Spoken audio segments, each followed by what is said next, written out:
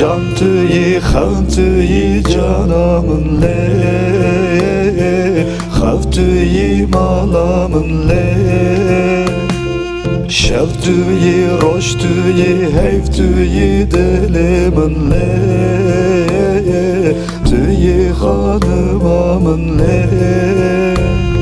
Xavf tüyü jixaman canamın le, Bıravan dört kevinle,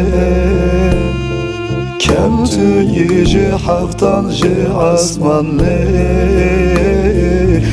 Hoşli dati dilme.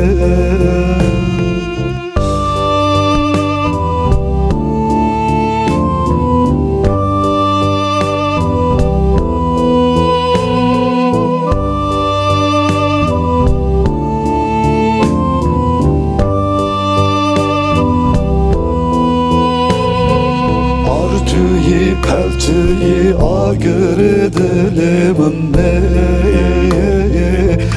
Cavu destin minne, Peltüyü denktüyü sigara çölümün ne,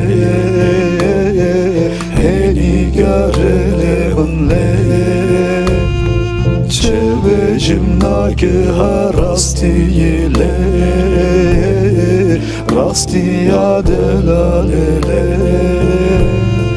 Bedeng bim ku evji qas nabele,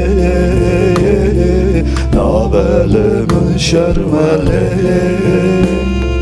Lüçi avleştin xan ver begre destin minne.